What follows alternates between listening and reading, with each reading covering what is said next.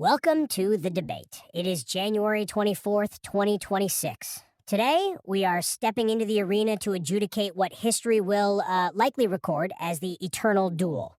We are looking back at 2 decades of dominance that didn't just break records, they really redefined the very physics of professional football. I'm talking, of course, about Lionel Messi and Cristiano Ronaldo.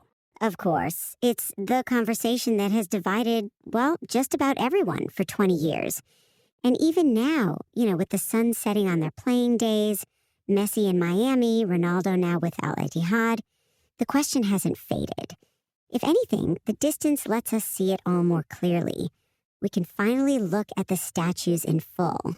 And we aren't here to rehash old arguments from fan forums. We're here to look at the data, the biomechanics, and the legacy. The central tension we're exploring today is, it's fundamental. Is footballing greatness defined by the perfect machinery of athleticism and adaptability, or is it defined by the magical efficiency of just innate technical genius? It's the choice between the athlete who built himself into a god and a footballer who was perhaps born one. I'm here to argue that Cristiano Ronaldo's career represents the absolute pinnacle of footballing achievement.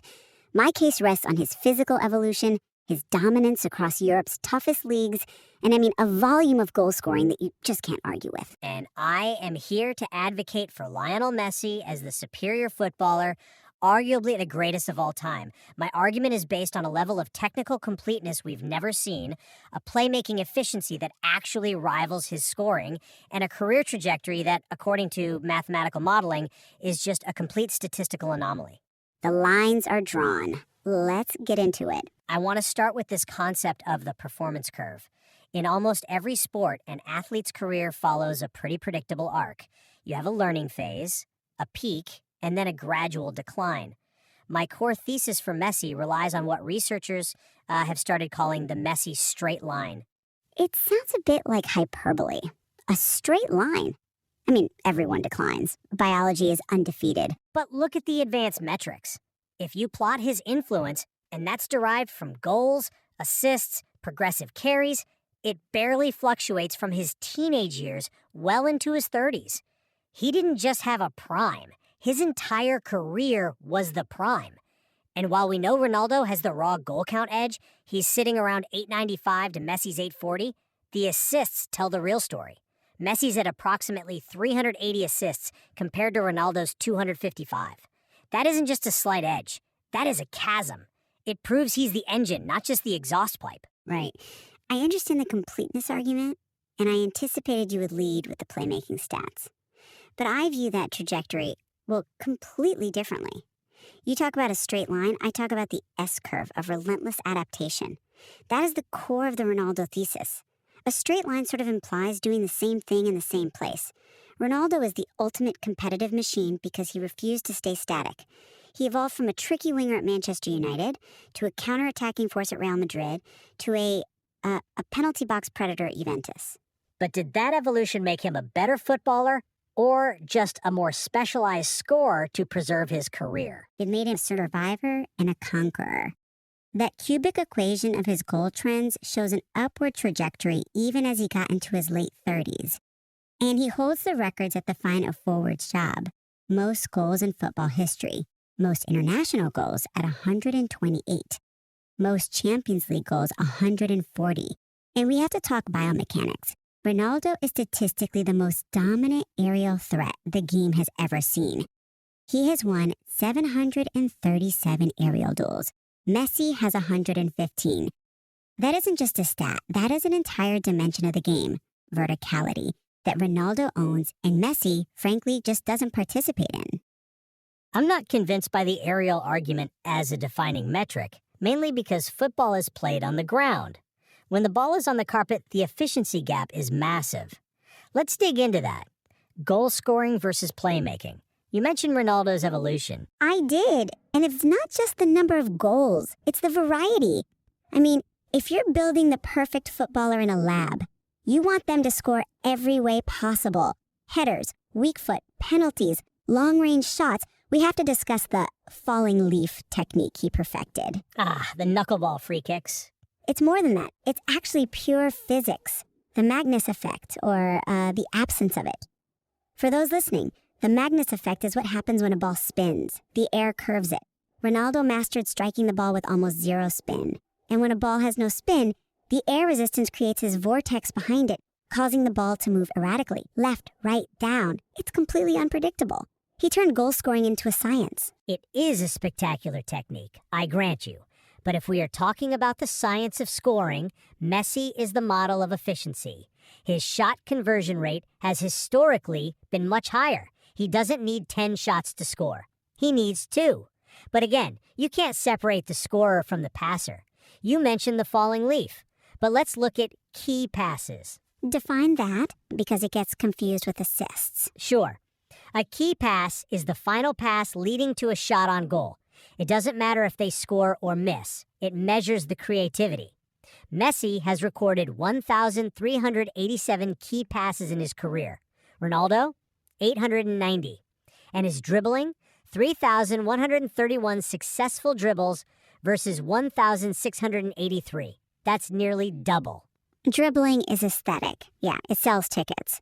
But does it always lead to a result? Or is it just holding on to the balls too long? It creates the result, and there's a biomechanical reason. Analysis shows Messi has a toes-down dribbling style. He uses the exterior instep, which reduces the surface area contacting the ball and allows for faster, quicker touches. It's why the ball looks glued to his feet. It's a distinct mechanical advantage. Ronaldo waits for the ball to be delivered. Messi delivers it himself. Look, I strongly disagree that Ronaldo simply waits.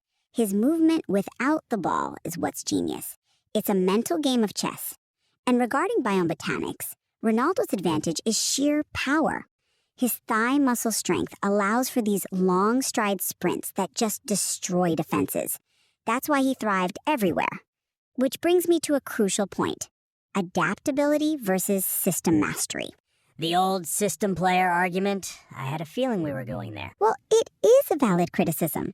We have to look at the environments. Messi spent the absolute peak of his career in a Barcelona team built entirely around him, playing a very specific tiki-taka style.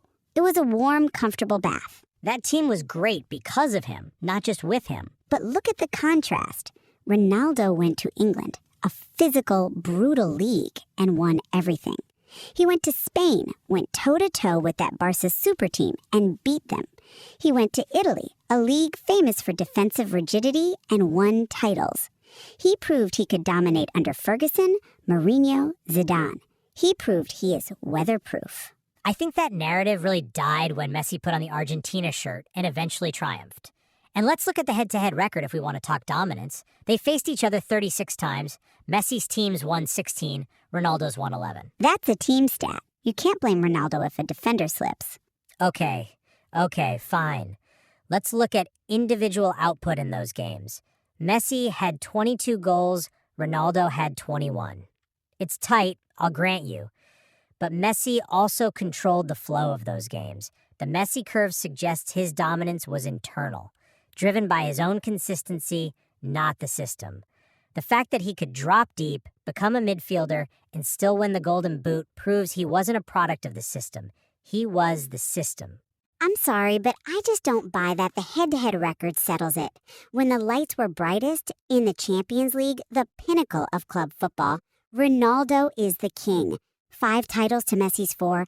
But more importantly, look at the knockout stages. The group stages matter too. But the pressure is different. In the knockouts, 1 bad game and you are home. Ronaldo has 82 goals and assists in the knockouts. Messi has 61. When the system breaks down and you need 1 moment of brilliance, Ronaldo delivered more often in Europe. That is the clutch factor. The Champions League stats are impressive, I will never deny that. But you're cherry-picking the clutch narrative. If we look at finals across all competitions, Messi's record is stellar. And I want to bring up a metric that speaks to overall influence. Man of the Match awards. That's subjective. It's often given to the most stylish player. It's given to the most influential player. In their careers, Messi has 314 Man of the Match awards. Ronaldo has 168. That is nearly double. It suggests Messi influences the entire 90 minutes, whereas Ronaldo influences specific explosive moments. Messi is the director. Ronaldo is the action star. But goals dictate results. You don't win a trophy for best tempo.